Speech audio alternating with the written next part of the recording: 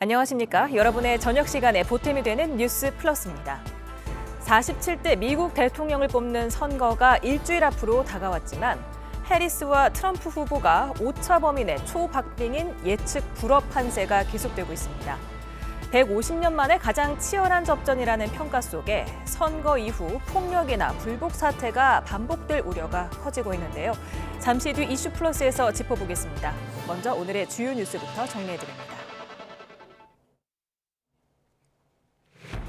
북한 파병과 관련해 북고위 장성들이 전선으로 이동한 정황이 포착됐습니다.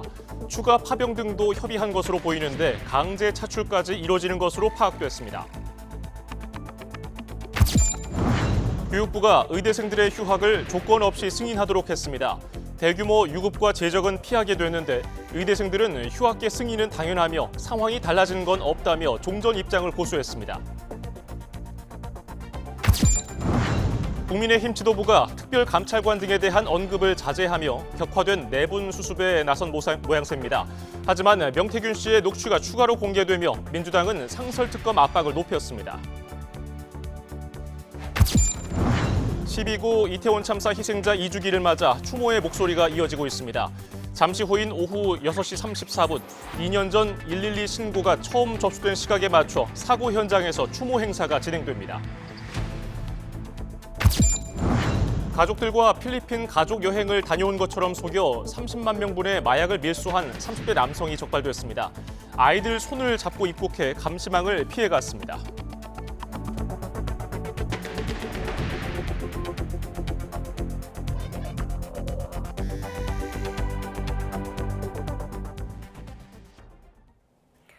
러시아에 파병한 북한군이 고위급 장성을 포함해 이미 전선으로 이동했을 가능성이 있다고 국가정보원이 밝혔습니다. 북한군 전장 투입이 임박한 것으로 보이는데 여전히 러시아군과 소통에 어려움이 있고 북한 내부에서는 파병에 따른 동요가 적지 않다는 분석이 나왔습니다. 홍선기 기자입니다.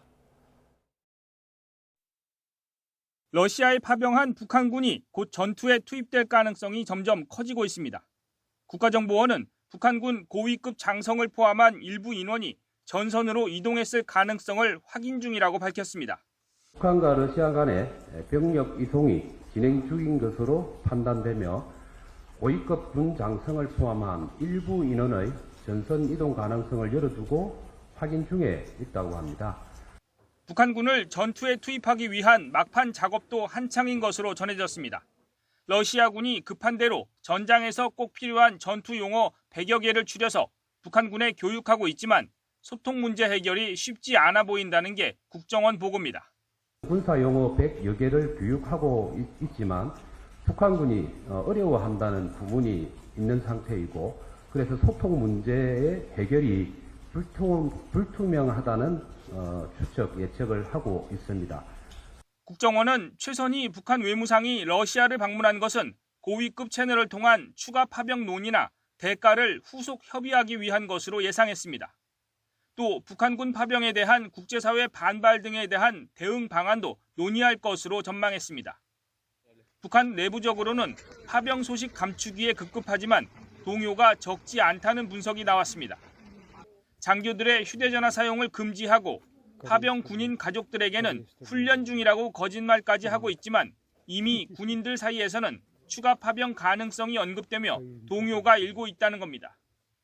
북한이 남한의 무인기 도발을 계속해서 강조하며 대남 적개심을 부추기는 것도 이 같은 내부 관심을 외부로 돌리기 위한 것이라는 분석도 내놨습니다.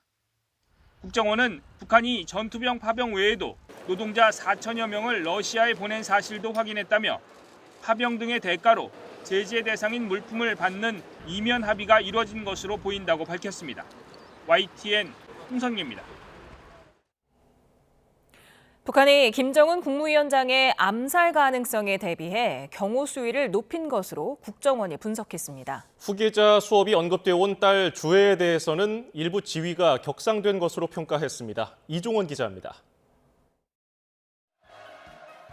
국가정보원이 파악한 올해 김정은 국무위원장의 공개 활동은 모두 110차례입니다. 지난해 같은 기간과 비교하면 60% 이상 공개 행보가 늘어난 건데 그만큼 경호 수위도 격상된 것으로 평가했습니다.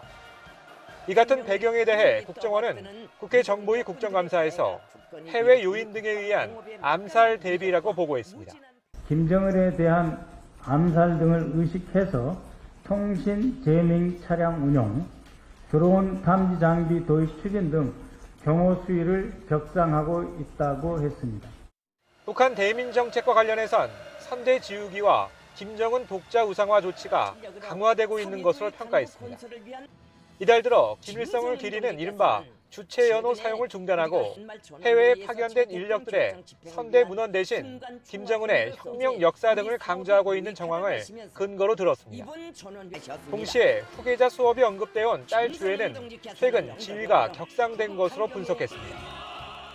노출되는 빈도를 조절해 가면서 당 행사까지 그 활동 범위를 넓히는 가운데 김여정의 안내를 받거나 최선희의 보좌를 받는 등 이 대선을 전후한 북한의 추가 도발 전망에 대해선 극초음속 중거리 탄도미사일 IRBM과 대형 대륙간 탄도미사일 ICBM 발사 가능성이 크다고 봤습니다. 파병의 반대급부로도 거론되는 러시아와의 기술 협력을 통해 지난 5월 실패한 정찰 위성을 다시 발사할 준비에 있는 것으로도 평가했습니다. 국정원은 아직 확실한 동향은 파악되지 않았지만 미 대선 이후 북한의 7차 핵실험 가능성까지 염두에 두면서 면밀하게 감시하고 있다고 보고했습니다. YTN 이종원입니다. 윤석열 대통령은 북한의 러시아 파병을 군사 야합으로 규정하고 우리 안보에 위해를 가할 수 있는 엄중한 사안이라고 말했습니다. 또 가장 시급한 과제로 의료개혁을 꼽으며 연내에 마무리할 것을 주문했습니다. 조용성 기자입니다. 윤석열 대통령이 국무회의를 주재하며 러시아와 북한의 군사협력에 우려를 표했습니다. 미국 대선을 앞두고 중동 지역의 긴장이 고조되는 가운데 북한이 러시아의 무기 제공을 넘어 파병까지 감행했다며 어느 때보다 대외 불확실성이 커졌다는 것입니다. 그러면서 모든 가능성을 철저히 점검해서 대책을 마련해야 한다며 모두가 긴장감을 갖고 리스크 관리에 임해주기 바란다고 당부했습니다. 러시아와 북한의 불법 군사 야합은 국제사회에 대한 중요한 안보 위협이면서 우리 안보에 위해를 가할 수 있는 엄중한 사안입니다. 북한군의 우크라이나 실제 전선 투입이 예상보다 빠른 속도로 이뤄질 수 있다는 내용으로 EU와 나토 측과 잇따라 공동대응 방안을 논의한 지 하루 만입니다. 윤 대통령은 또 올해 안에 해결할 가장 시급한 과제로 의료개혁을 꼽았습니다. 특히 비급여와 실손보험이 건강보험과 조화를 이루도록 연내에 실손보험 개선안을 마련하라고 주문했습니다. 비급여와 실손보험이 공적 보험인 건강보험과 조화를 이루지 못하면 밑빠진 독에 물 붓기와 다름없습니다. 그러면서 의료를 비롯해 연금, 노동, 교육 등 4대 개혁이 민생이라는 점을 강조했습니다. 사회 전반의 구조개혁 없이는 민생도 없고 국가의 미래도 없다며 중요성을 부각했습니다. 이와 함께 윤 대통령은 이태원 참사 2주기를 맞아 안타깝게 돌아가신 분들의 명복을 빌고 안전한 사회를 만들어가는 것이 희생자들에 대한 진정한 애도라고 밝혔습니다. YTN 조용성입니다. 지방거점 국립대 총장들이 의대생들의 휴학계를 대학이 자율적으로 승인할 수 있게 해달라고 정부에게 건의하자 교육부가 이를 받아들이기로 했습니다. 내년 복귀가 전제돼야 휴학을 승인할 수 있다던 기존의 방침을 철회한 건데 이 같은 입장 변화가 여야 의정협의체 구성에도 긍정적인 영향을 미칠지 주목됩니다. 자세한 내용은 취재기자 연결해 알아봅니다. 백종규 기자, 교육부가 의대생의 휴학 신청을 대학 자율 판단에 따라서 승인하라고 했죠? 네, 교육부가 입장 변화를 보인 건데요. 이주호 부총리 겸 교육부 장관은 오늘 오후 1시 반부터 의과대학을 운영하는 40개 대학 총장들과 비공개 영상회의를 진행했습니다. 이후 교육부는 학생들이 개인적인 사유로 신청한 휴학에 대해서는 대학의 자율 판단에 맡겨 승인할 수 있도록 한다고 밝혔습니다. 내년 복귀가 전제돼야 휴학을 승인할 수 있다던 기존 방침을 철회한 겁니다. 교육부가 의대 증원에 반발해 휴학계를 낸 의대생들의 휴학을 승인한 것은 8개월여 만입니다. 최근 의대생 복귀와 학사 운영에 대한 다양한 의견들을 들은 것으로 전해졌는데 이후 정부가 입장을 바꾼 건데요. 교육부는 대학 현장과 국회 등 사회 각계의 의견을 대승적인 차원에서 수용하기로 하고 의대 학사 정상화 계기를 마련하기 위함이라고 설명했습니다. 앞서 교육부는 지난 6일 동맹 휴학이 아니라는 걸 증명하고 내년 1학기 복귀를 약속할 경우에만 조건부로 휴학을 승인하도록 각 대학에 지침을 전달했습니다. 하지만 이후에도 의대생들은 이렇다 할 움직임이 없는 상황이었습니다. 이후 지난달 22일 대한의학회와 한국의과대학, 의학전문대학원협회는 여야 의정협의체 참여 전제 조건으로 의대생의 휴학 승인을 내걸었는데요. 여기에 어제 국가거점 국립대 총장들 역시 의대생들이 개인적인 사유로 제출한 휴학원을 대학별 여건에 맞춰 자율적으로 승인할 수 있게 해달라고 교육부에 건의하기도 했습니다. 이미 지난 1학기부터 의대생들이 수업을 거부하고 있는 상황 속에 대부분 대학은 유급 마지노선을 이번 달 말로 잡고 있었는데 일단 교육부의 이번 결정으로 학생들은 대규모 유급과 제적을 피하게 됐습니다. 오늘 간담회에 참석한 총장들은 정부가 학교 현장의 요구를 수용한 것을 환영한다고 밝혔는데요. 그러면서 학칙상 1회 휴학 신청 기간은 최대 1년이기 때문에 2025학년도 학생 복귀에 큰 어려움이 없을 것이라며 내년도에는 대다수 학생이 복귀할 것으로 전망했습니다. 일단 교육부의 입장 변화가 의정 갈등 해소 방안을 논의할 여야 의정협의체 출범에도 긍정적으로 작용할 것으로 보입니다. 대한의사협회도 정부 입장 발표 이후 교육부가 늦었지만 올바른 판단을 한 것이라고 본다며 긍정평가를 내렸습니다. 그러면서 이제라도 정부가 전공의와 의대생에게 내린 부당한 압박과 인권 침해를 거둬들이고 이들이 복귀할 수 있도록 전향적인 태도를 변화해야 한다고 강조했습니다. 다만 의과대학 학생들은 적법한 휴학계를 승인한 것은 당연하다면서 지금껏 휴학계를 맡고 있던 것은 교육부였고 학생들은 이를 잊지 않을 것이라고 밝혔습니다. 또 그 외의 상황이 변한 것은 없다며 기존 입장을 고수할 뜻을 내비쳤습니다. 앞서 의대, 의전원 학생들은 2025학년도 의대 증원 철회 등 요구사항이 받아들여지지 않는다면 복학하지 않겠다고 강조해왔습니다. 지금까지 사회부에서 YTN 백종규입니다. 대통령실은 정부가 의대생의 휴학을 대학이 자율적으로 승인할 수 있도록 허용한 건 개인적인 사유에 해당할 뿐 집단 동맹 휴학을 전면 허용하겠다는 메시지는 아니라고 강조했습니다. 대통령실 관계자는 의대생 휴학을 대학 자율로 승인하도록 한 건 절차상 자율권을 준 것일 뿐 동맹 휴학은 정당한 휴학 사유가 될 수 없다는 정부 입장엔 변화가 없다며 이같이 말했습니다. 또 내년 3월에 의대생들이 복귀하고 학사 정상화를 해야 한다는데 모든 대학이 동의하고 정부도 공감대를 이뤘다고 밝혔습니다. 여권 내 김건희 여사 논란 해법을 두고 갈등이 격화하자 당 중진들이 중재에 나섰습니다. 공식 입장문을 내고 대통령실에는 결자 해지의 자세를, 당에는 소통을 당부했는데 총선 백서를 둘러싼 계파 간 신경전은 여전한 상황입니다. 김다연 기자입니다.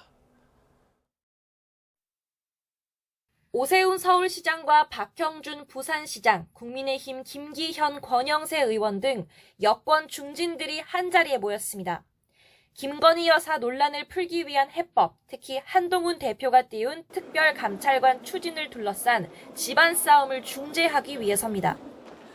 이들은 공동 입장문을 내고 대통령과 당대표의 내분만 도드라져 보이는 현 상황을 정치적 리더십 부재로 진단하고 양측 모두를 비판했습니다.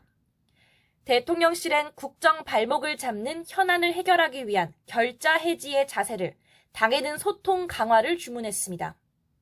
일각에선 대통령실이 봉사활동 등을 제외하곤 김 여사 활동을 자제하는 방식의 대응책을 고민할 거란 관측이 흘러나왔습니다. 부속실 그리고 또 아마 전반적으로는 그 사회복지 봉사활동, 이해 활동을 좀 자제를 한다든지 그런 고민을 하고 있지 않을까 싶습니다. 또 대통령 친인척의 비위를 감시하는 특별감찰관 추진을 논의하기 위한 의원 총회를 앞두고 당 내부적으론 분열의 위기감이 고조되는 기류입니다. 표 대결까진 가지 말고 의총 전에 당대표와 원내대표가 합의점을 찾아보자는 겁니다. 다만 정부와 당을 고루 지적했다는 평가를 받는 총선 백서를 두고 서로 다른 해석을 내놓는 등 친윤석열계와 친한동훈계 신경전은 계속됐습니다. 친윤계는 평가는 백서가 아닌 국민이 할 거란 한 대표의 말에 부정적인 시각을 내비쳤고, 백서 내용이 마음에 들든 마음에 들지 않든 그것은 또 이제 개인적인 상황이겠죠. 얼마나 그 아픈 평가가 있었는지를 좀 귀담아 들었으면 하는 생각이었습니다. 친한계는 총선 패배 책임을 한 대표에게만 떠넘겨서는 안 된다고 맞받았습니다.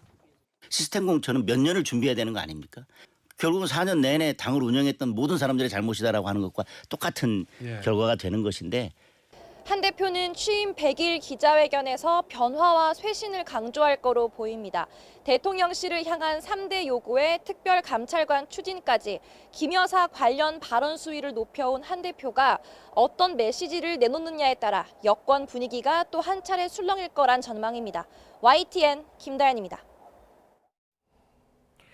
명태균 씨가 2년 전 재보궐선거를 앞두고 국민의힘 김영선 전 의원 공천에 김건희 여사가 개입했다는 취지로 발언한 녹취록이 공개됐습니다. 공천 발표를 앞두고 명 씨가 김 여사로부터 걱정하지 말라, 선물이라는 말을 들었다는 내용인데, 명 씨는 YTN 취재진에게 격려 차원에서 한 허풍일 뿐이었다고 반박했습니다. 손효정 기자입니다. 지난 2022년 경남 창원의창 국회의원 재보선의 국민의힘 공천 발표 8회 전, 명태균 씨가 여론조사 업체 미래한국연구소 직원이었던 강혜경 씨에게 전화를 걸어 김건희 여사로부터 연락을 받았다고 말합니다. 오늘 여사님 전화 왔는데 네네. 내 고마움 때문에 네네. 김영선 그렇게 하지 말라고. 내보 고맙다고. 네네. 자기 선물이래. 당시 창원 의창 지역 출마를 선언한 김영선 전 의원이 공천을 받게 될 거란 취지였습니다. 공천 발표를 하루 앞둔 날, 김 전 의원이 공천 확정 사실을 미리 알고 있었다는 정황이 담긴 녹취도 공개됐습니다. 김 전 의원은 축하한다는 강혜경 씨의 말에 발표 순간까지 소문이 나면 안 된다며 입단속을 거듭 당부했습니다. 지금부터 전화 오는 사람들은 다 첩자라고 생각하고 네네네네. 우리도 초조하게 기다리고 있다. 그리고 가능한 한 주변 사람한테 알리지 마. 명 사장이 그냥 못 참아서 난리지. 명 씨는 YTN과의 통화에서 김 여사의 선물이라는 발언은 격려 차원에서 한 말이었다고 일축했습니다. 김 전 의원은 당시 다른 경쟁자와 비교해 지역 기반이 없어 선거 운동을 독려하기 위해 허풍을 쳤단 겁니다. 또 당시 당 공천 기준을 구체적으로 언급하며 김 전 의원의 공천이 유력했다고 설명했습니다. 대선 기여도와 지방자치단체장 낙선 이력 여부, 그리고 여성 가점이 그것인데 공천과 관련해선 대통령실로부터 그 어떤 연락도 받지 않았다고 강조했습니다. 내가 저 위에 왔다 갔다 하는 거 알잖아요. 그 사기신적 차원에서 얘기해야 되는 거 아니에요? 그러면 다 무너질까? 하지만 정치권의 파장은 만만치 않습니다. 국민의힘은 일단 대통령 부부가 직접 관여했다는 증거는 없다며 명 씨 발언의 신빙성을 의심하고 있습니다. 전략적 마인드도 있습니다. 전략가적인 면모. 이제 정치인들하고 많이 교류를 하고요. 그런데 이제 기본적인 사실에 대해서 좀 이제 과장하는 경향도 있고요. 하지만 야당은 명태균 씨 의혹을 국정농단으로 규정하고 공세고피를 바짝 조이고 있습니다. 윤석열 캠프와 명태균 씨는 지난 대선에서 대체 무슨 짓을 한 겁니까? 특검을 받아들이는 것 말고는 그 어떤 탈출구도 없음을 하루라도 빨리 깨닫기를 바랍니다. 연일 새로운 녹취가 공개되면서 공천과 국정 운영에 명태균 씨가 개입했다는 의혹이 확산하는 상황에서 해당 의혹을 폭로한 강혜경 씨가 출석하는 이번 주 국회 운영위원회 국정감사에도 이목이 집중되고 있습니다. YTN 손효정입니다. 더불어민주당은 다음 달 세 번째 김건희 여사 특검법이 최종 부결될 경우 공천 개입 의혹을 따로 떼어내서 명태균 상설 특검을 추진하는 방안을 검토하고 있습니다. 당 원내 핵심 관계자는 YTN과 통화에서 김 여사 특검법이 윤석열 대통령의 제2요구권 행사로 인한 재표결에서도 부결될 경우를 대비해 상설 특검법을 미리 준비할 거라며 이같이 밝혔습니다. 이어서 김 여사 특검법을 다음 달 14일 본회의에서 처리하고 거부권 행사 시 28일에 재표결까지 마칠 계획이라며 그 이전에 상설 특검의 여당 추천권을 배제한 국회 규칙 개정안도 처리해 둘 거라고 설명했습니다. 사람 데려올 수 없는데 계속 밀려오니까 압사당할 것 같아요. 겨우 빠져나왔는데 이거 인파 너무 많은데 통제 좀 해주셔야 될 것 같은데요. 치마가 봄바람에 휘날리더라.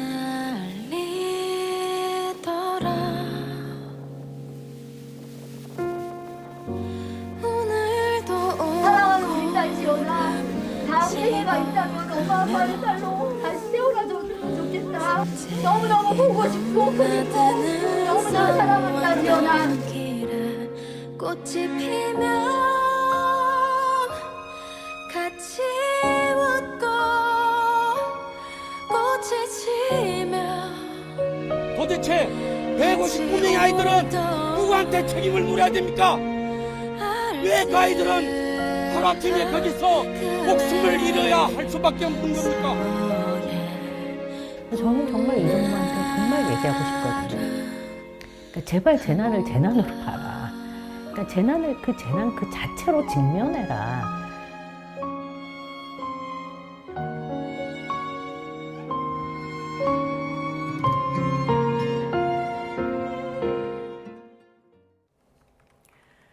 헬로윈을 맞아 이태원을 찾은 159명이 숨지는 참사가 발생한 지 오늘로 꼭 2년이 됐습니다. 시민들은 사고가 났던 골목을 찾아 애도했는데요. 참사 현장에 취재기자 나가 있습니다. 김희영 기자. 네, 서울 이태원에 나와 있습니다. 네, 시민들이 많이 찾고 있습니까? 네, 제 뒤로 참사가 벌어졌던 골목이 보이는데요. 취재진이 2시간 정도 전부터 이곳에 나와 있었는데 참사를 기억하는 시민들의 발길이 끊이지 않고 있습니다. 시민들은 줄을 서서 순서를 기다렸다가 한쪽에 마련된 국화를 헌화하고 향을 피우면서 희생자들을 추모했습니다. 먹을거리와 꽃다발을 놓거나 떠난 이들의 평안을 바라며 유가족을 위로하는 내용의 메시지도 찾아볼 수 있었습니다. 또 한때 위령제가 진행돼 희생자들의 넋을 위로했습니다. 비가 오락가락하는 날씨에도 이곳을 찾은 시민들은 한참 동안 고개를 숙여 묵념하거나 조용히 눈물을 훔치기도 했습니다. 시민들의 이야기를 들어보시죠. 이쪽 골목은 못 보겠더라고요. 네, 생각했던 것보다 지금 보니까 훨씬 골목이 많이 좁고 네, 돌아가셨던 분들 생각하면은 많이 슬프고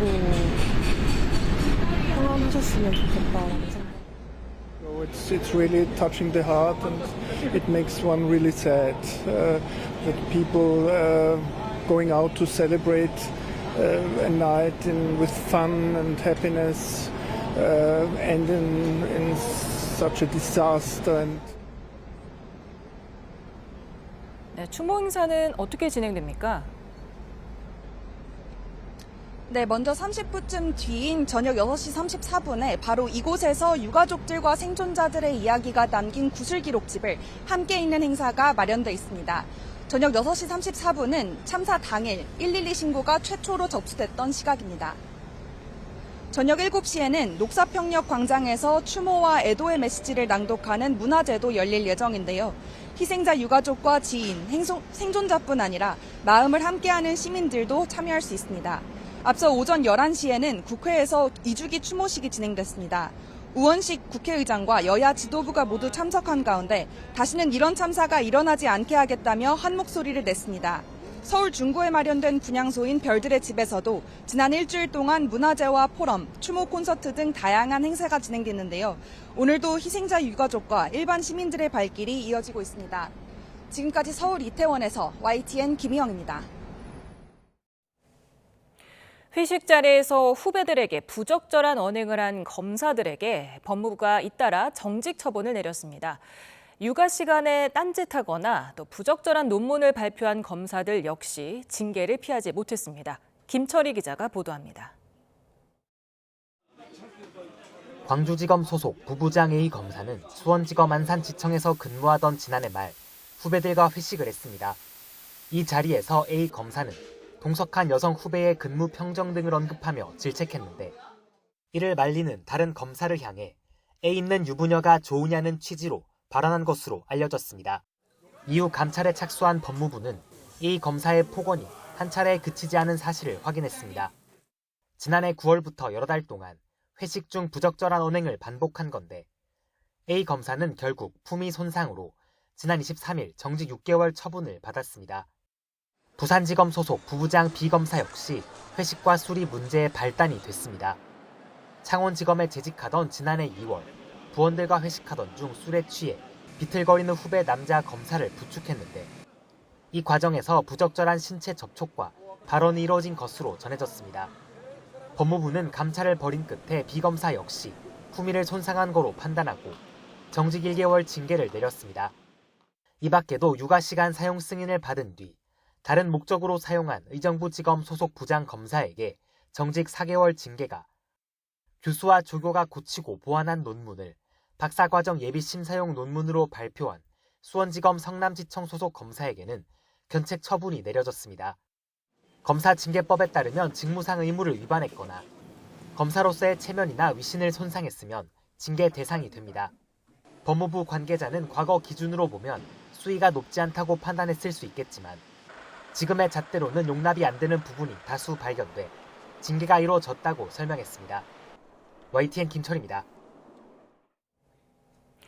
상습 마약류 투약 혐의로 1심에서 징역 1년을 선고받고 법정 구속된 배우 유아인 씨가 항소심 첫 재판에서 선처를 호소했습니다. 유 씨 측은 오늘 서울 고등법원에서 열린 재판에서 신체적, 정신적으로 힘든 상황에서 수면 마취제의 의존성이 생겼던 거라며 원심의 형이 지나치게 무거워 부당하다고 주장했습니다. 넥타이를 매지 않은 양복 차림으로 법정에 나온 유 씨는 별다른 발언을 하지 않았습니다. 가상자산 예치 사이트를 만들어서 만여 명에게서 5천여억 원을 가로챈 투자 사기 업체 대표와 직원들이 경찰에 검거됐습니다. 가상자산을 맡기면 20% 수익을 보장하겠다고 속였는데 투자금은 명품이나 요트, 부동산을 사는 데 쓰인 것으로 조사됐습니다. 임혜진 기자가 보도합니다. 서울 강남에 있는 사무실에 사람들이 빼곡합니다. 투자 설명회가 한창인데 가상자산을 카지노나 호텔, 드라마 사업 등에 투자해 원금과 이자 20%를 지급해 주겠다고 피해자들을 현혹했습니다.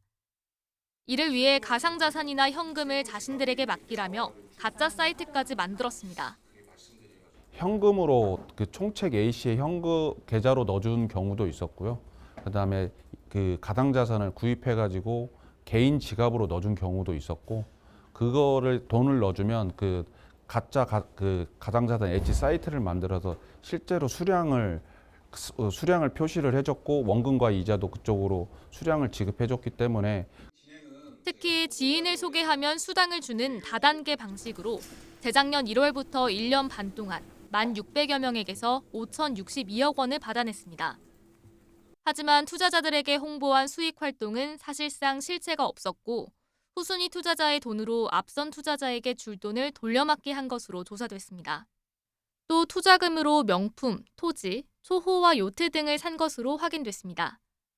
결국 투자자들에 대한 수익 지급이 중단되면서 꼬리가 잡혔습니다.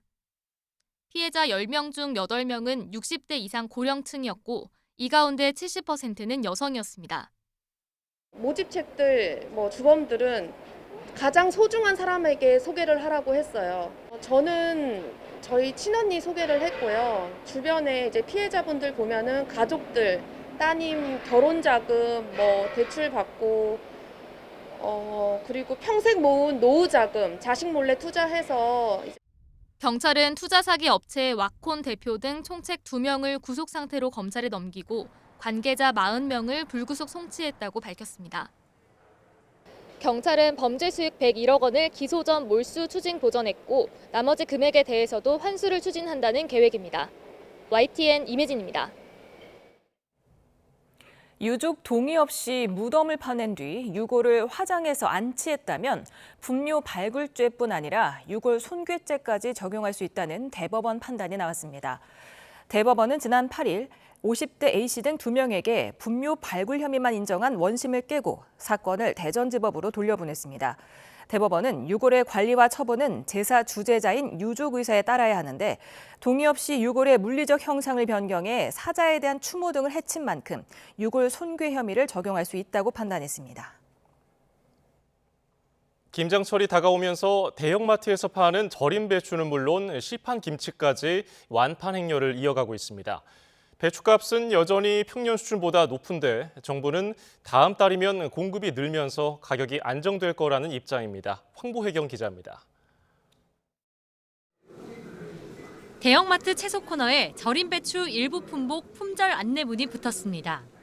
김장 배추를 미리 산 소비자도 아직 사지 않은 소비자도 고민입니다. 배추 20kg 2개, 40kg를 싸게 잘 사서 근데 이제 물건이 얼마큼 좋으냐 이제 그게 문제죠. 가격이 좀 변동이 있을 거라고 좀 오를 수 있을 거라고 이렇게 문자가 있더라고 보니까. 배추 도소매 가격이 안정세라고는 하지만 여전히 평년보다 높은 상황에서 소비자들은 대형마트 절임 배추 할인 행사로 눈길을 돌리고 있습니다. 이번 달 들어 이곳 대형마트의 절임 배추 사전 예약 매출은 1년 전보다 3배가량 늘었습니다. 특히 20kg에 29,000원대에 판매했던 절임 배추는 판매 첫날 물량 3만 상자가 모두 팔렸습니다. 또 다른 대형마트에서는 사전 예약을 하러 몰린 소비자들로 이른바 오픈런 현상까지 빚어졌습니다. 사 먹는 게 더 싸다는 인식에 온라인이나 홈쇼핑의 김치 수요도 늘고 있습니다. TV 홈쇼핑 업체의 경우 이번 달 들어 포장 김치가 방송 시작 5분 만에 완판되는 등 조기 매진 행렬입니다. 일부 온라인 쇼핑몰에서는 포기 배추 김치 품목이 동났습니다. 배추값이 더 떨어질 때까지 김장을 늦추겠다는 소비자들도 적지 않습니다. 출하량이 가장 많을 때 사면 오히려 조금 더 내려가서 싸게 살 수가 있더라고요. 그때 봐가면서 사려고요. 정부는 김장철 소비자 부담을 낮추기 위해 배추 24,000톤과 무 9,100톤을 시장에 공급하고 최대 반값 할인 행사를 지원한다는 방침입니다. 다음 달부터 배추 공급이 늘면 가격이 평년 수준으로 떨어질 것이라는 게 정부 전망인데 금배추 논란을 잠재울지 주목됩니다. YTN 황보혜경입니다. 은행권의 가계대출 문턱이 높아지면서 이금융권 쪽으로 대출 수요가 몰리고 있습니다. 이번 달에만 1조 원 가까이 늘면서 이런 풍선 효과를 차단하기 위해 이금융권도 대출 옥죄기에 나서고 있습니다. 이형원 기자입니다. 가계대출 규모는 지난 8월 정점을 찍은 뒤 주춤하고 있습니다. 5대 은행의 이번 달 주택담보대출 증가폭은 4천억 원대에 그쳤습니다. 9조 원에 육박했던 8월이나 6조 원 가까이 늘었던 9월과 비교하면 미미한 수준입니다. DSR 규제 강화로 대출 한도가 줄고 은행권이 가상금리를 올리는 등 자체적으로 문턱을 높인 결과입니다. 이 같은 전방위 규제는 더 확대됩니다. 정부가 이금융권에도 대출 단속을 당부한 겁니다. 은행권에 막힌 대출 수요가 이금융권으로 흘러가는 풍선 효과 때문입니다. 실제로 상호금융권의 이번 달 주택담보대출 증가액은 1조 원에 달할 것으로 파악됩니다. 시중 1금융권의 경우에는 대부분 이제 올해 총량 한도가 다 차서 대출을 더 내줄 수 없는 상황이기 때문에 정책적으로 대출을 이제 금지하다 보니까 오히려 이제 2금융권 대출이 더 늘어나는. 금융당국 압박에 새마을금고에 이어 농협중앙회도 주택담보대출을 조이기로 했습니다. 집단대출 심사를 당장 강화하고 수도권 대출 제한은 다음 달 5일부터 시행합니다. 이런 조치에도 풍선 효과가 커진다면 이금융권에도 DSR 규제를 강화하는 등 정부의 추가 대책이 나올 것으로 보입니다. YTN 이영훈입니다. 이창용 한국은행 총재가 국회 기획재정위 국정감사에 출석해서 현재의 경기를 침체라고 볼 수 없다고 말했습니다. 또 전면적인 경기 부양보다는 자영업자에 초점을 맞춘 부분적 부양책이 필요하다고 강조했습니다. 직접 들어보시죠. 재정이 확장적인 역할을 해야 될 때 제대로 그 역할을 하지 못해서 계속 이렇게 경기가 침체되고 있고 재정 정책의 발목을 잡은 것은 감세 정책 아닌가. 저는 지금 우리가 경기 침체에 있다는 윤 의원님 말씀에 동의할 수 없습니다. 지금 경기 전체로 봐서는 저는 침체를 생각하지 않고 자영업자가 어렵기 때문에 재정 정책을 통해서 경기를 부양할 때가 아니고 재정 정책이 타겟해서 자영업자를 도와줘야 하는 그런 상황이고요. 피부 결절이 일어나는 가축 전염병인 럼피 스킨이 전국 확산 조짐을 보이고 있습니다. 지난주 경북과 충남에서 발생한 데 이어서 충북 충주와 강원 원주에서도 양성 판정이 나오며 방역당국에 비상이 걸렸습니다. 김기수 기자입니다. 젖소 사육농가 앞에 출입을 통제한다는 팻말이 세워져 있습니다. 지난 27일 충북 충주 신리면에 있는 젖소 농가에서 피부 결절이 의심된다는 신고가 접수됐는데 정밀 검사 결과 럼피스킨 양성이 확인된 겁니다. 지난달 충주 금가면에 이어 인근 지역인 신리면에서도 럼피스킨이 발생한 겁니다. 방역당국은 럼피스킨 확산 방지를 위해 초동 방역팀을 파견하고 역학조사를 진행하고 있습니다. 이에 따라 인접 6개 시군의 축산관계시설 종사자와 차량을 대상으로 24시간 이동중지 명령을 내리고 방제 작업에 나섰습니다. 또 럼피스킨 발생 농가에선 양성 판정을 받은 젖소 11마리를 매몰 처분하고 발생 농가를 중심으로 5km 방역대를 설정해 방역대 내 150여 농가를 대상으로 이동을 제한하고 매주 한 차례 임상검사를 벌이기로 했습니다. 문제는 경북 문경과 충남 당진, 강원 원주와 충북 충주에서도 럼피스킨 양성 판정이 나오면서 전국 확산 조짐이 보인다는 겁니다. 럼피스킨은 고열과 함께 피부 결절이 일어나는 것이 특징으로 모기 등 흡혈곤충으로 전파되는 바이러스성 질병. 폐사율은 10% 이하로 높진 않지만 전염력이 강해 제1종 가축 전염병으로 분류돼 있습니다. 이 때문에 감염 확률을 낮추기 위한 백신 접종과 함께 모기 등에 물리지 않도록 예방하는 것이 무엇보다 중요합니다. 아무래도 자연 폐사도 일어날 수 있고요. 소독도 물론 중요하지만은 살충 구제, 그다음에 백신 접종 이 부분에 좀 신경을 많이 써야 되는. 지난해에는 11월 중순까지도 확진된 사례가 나왔던 만큼 확산세가 당분간 더 이어질 가능성이 높아 농가들의 긴장감도 높아지고 있습니다. YTN 김기수입니다.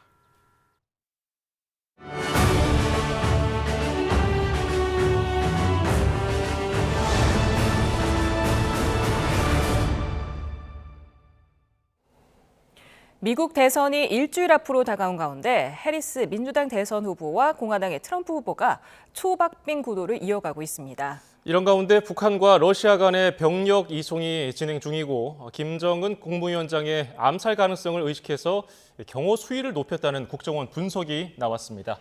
관련 내용을 김진아 한국외대 LD학부 교수와 짚어봅니다. 어서 오세요. 안녕하세요. 네, 이제 정말 딱 일주일 남았습니다. 네. 그런데도 계속 엎치락뒤치락 혼전양상이라서 그 누구도 누가 될 것이다 이렇게 자신 있게 얘기하지 못하는 상황이 된 것 같아요. 어떻게 보십니까? 네, 맞습니다. 이렇게 예측이 불가할 때가 없었던 것 같은데 지금 나오는 걸로는 전체 국민 투표율에서는 민주당이 조금 앞서기는 하지만 미국의 선거 시스템상 전체 투표율보다는 중요한 게 선거인단 수가 어떻게 확보가 되느냐거든요. 그래서 중요한 거는 경합주를 일단 봐야 돼요. 경합주 중에서 위스콘신이나 미시건 그리고 펜실베니아 3개를 반드시 민주당은 가져와야지 과반을 넘기게 됩니다. 그런데 위스콘신과 미시건은 계속 우위를 좀 점하고 있기는 해요. 조금 차이는 좁혀졌지만 그런데 이제 펜실베니아가 사실은 관건이고요. 여기는 왔다 갔다 해요. 예. 펜실베니아가 선거인단 19표를 가지고 있어서 경합주 중에서는 제일 많거든요. 그래서 여기를 잃어버리게 된다라고 하면은 결국엔 다른 주에서 아래에 있는 선벨트 지역에서 2개를 가져와야 되는데 쉽게 가져올 만한 곳이 없어요, 사실. 네브라스카나 노스캐롤라이나가 조금 이제 민주당이 격추를 하고 있긴 한데 장담할 수가 없거든요. 그렇기 때문에 저는 펜실베니아만 쳐다보고 있습니다. 그렇군요. 지금 해리스 후보와 트럼프 후보의 행보를 보면은 조금 달라요, 성격이. 해리스 후보는 펜실베니아에서 방금 중요하다고 하신 펜실베니아를 찾아서 이제 집토끼를 잡는 데 주력하고 있고 트럼프 후보는 좀 적진이라고 할 수 있는 뉴욕에서 부동층을 노리고 있는데 어떤 전략이라고 보세요? 제가 보기에는 전략이 조금 반대인 것 같아요. 이번에는 펜실베니아에 가서 중간에 아직 결정하지 못한 사람들 그리고 이제 중도층 이런 쪽을 많이 공략을 했던 것 같아요. 예. 민주당은 그렇게 했고요. 그리고 트럼프 측에서는 이번에 그 뉴욕에서 그 메디슨 스퀘어 가든에서 집회를 했었는데 여기서 마치 소규모 전당대회를 보는 듯한 그런 느낌이었거든요. 예. 그래서 완전히 트럼프 다운 파티를 한번 했습니다. 그래서 막말도 많이 나오고 인종차별 발언도 많이 나와가지고 왜 이 정도로 극심하게 여러 가지 문제거리가 많을 만한 집회를 했는가를 생각을 해보면 결국에는 이런 것들을 싫어하는 중간에 있는 사람들을 잡기보다 오히려 자기네들의 지지자들을 조금 자극하면서 독려하는 그런 파티를 한 게 아닌가라는 그런 생각도 해볼 수가 있어요. 예. 근데 이게 문제가 뭐냐면은 이제 해리스 같은 경우에는 반 트럼프 성향을 가지고 있는 사람들을 어쨌든 많이 끌어오려는 그런 전략을 많이 쓰고 있거든요. 그래서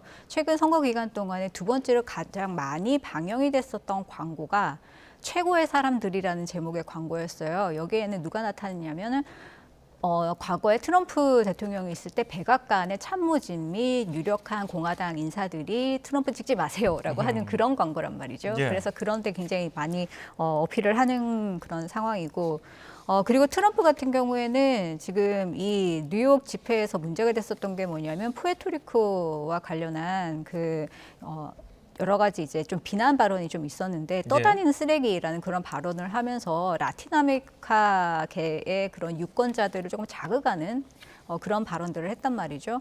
그렇기 때문에 지금 라틴 아메리카계 유권자들이 한 6,500만 정도가 잡혀요. 그러니까 엄청나게 많은 숫자들인데 지금 라틴계들이 살짝 동요를 하는 그런 시점이라서 왜 이렇게 상징적인 곳에서 무리수를 뒀을까 이런 궁금증을 낳게 하는 그런 행사였죠.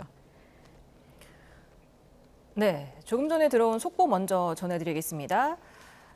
우크라이나 대통령이죠. 젤렌스키 대통령이 한국의 윤석열 대통령, 우리나라 대통령과 통화했다고 말했다고 로이터 통신이 보도했다는 뉴스 속보가 들어왔습니다. 어떤 내용으로 통화를 했는지는 전해지는 바가 없지만 우리가 아무래도 좀 추측을 해볼 수 있는 내용이 있겠죠. 살상 무기를 포함한 단계적 대응 방안 이런 것들에 대해서 좀 보도가 많이 나왔었잖아요.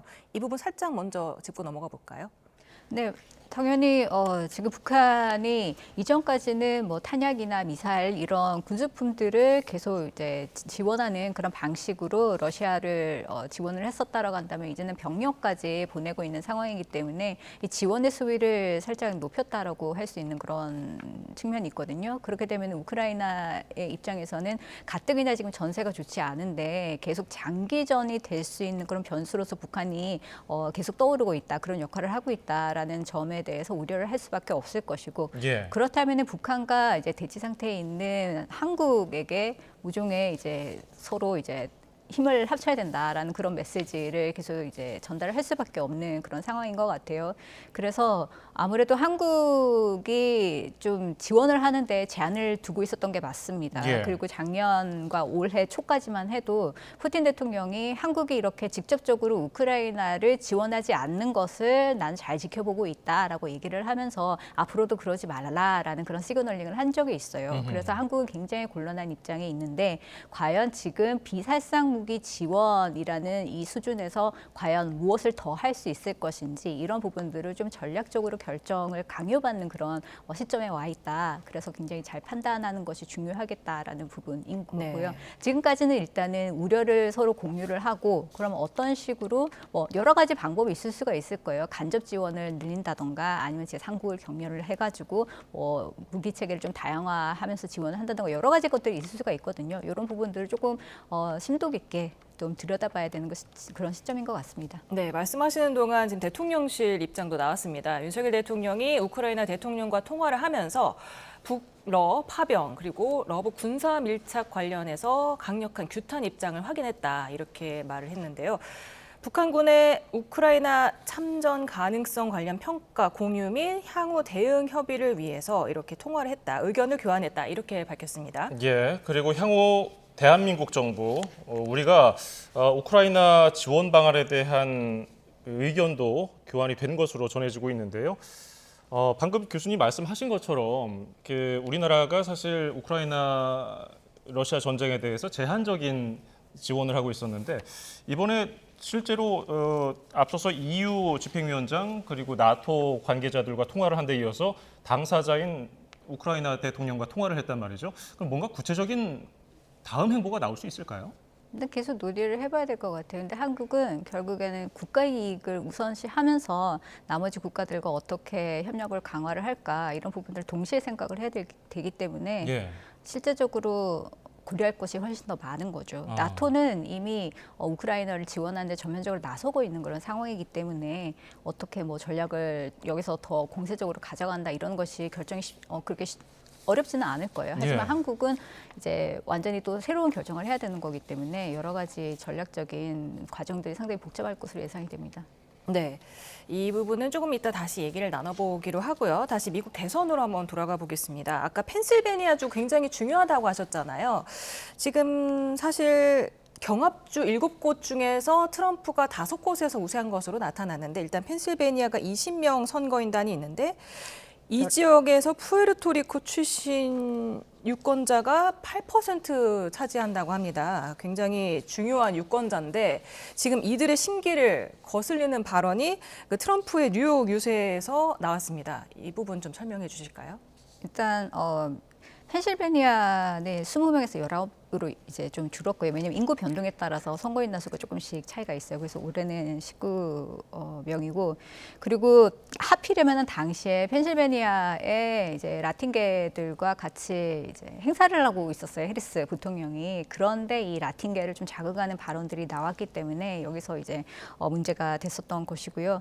지금 해리스의 입장은 아무래도 아까 말씀드렸듯이 이런 흑인 유권자들에게 어필을 하고 그리고 라틴 계에게 계속 어필을 하면서 중도층 그리고 아직 이제 뭔가 결심을 하지 못한 사람들에게 계속 어필하는 그런 전략들을 계속 쓰고 있는데 이것과 마찬가지로 또 흑인 유권자들에게 이번에 또 동시에 어떤 이제 전략들을 쓰기 시작을 했느냐면요. 광고를 굉장히 많이 늘렸어요. 그래서 흑인 중심으로 나오는 55개 간행물 그리고 라디오 방송 48개를 대상으로 해서 100만 달러 이상의 그런 광고비를 투자를 하면서 대대적으로 이제 공세를 펼치고 있는데 이런 것들이 가능했었던 것은 사실 해리스 후보가 반대편에 비해서 자금이 한 2배 정도 있습니다. 그리고 조직력 같은 경우도 한 10배 정도 스태프가 있고요. 그리고 자원봉사자만 해도 한 20배 정도나 돼요. 그렇기 예. 때문에 조직력이나 자금력이나 이런 것들을 봤을 때는 계속적으로 앞으로 남은 7일 동안 계속 공세적으로 밀어붙일 만한 그런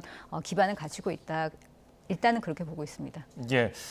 뭐 아까도 경합지 얘기도 했고 여론조사 얘기도 했는데 사실 2016년과 2020년에 여론조사가 실제 득표율과 맞지가 않아서 여론조사 업체들이 좀 망신을 당했잖아요. 그래도 보완한다고 했는데 이번에는 어떨 것으로 보세요?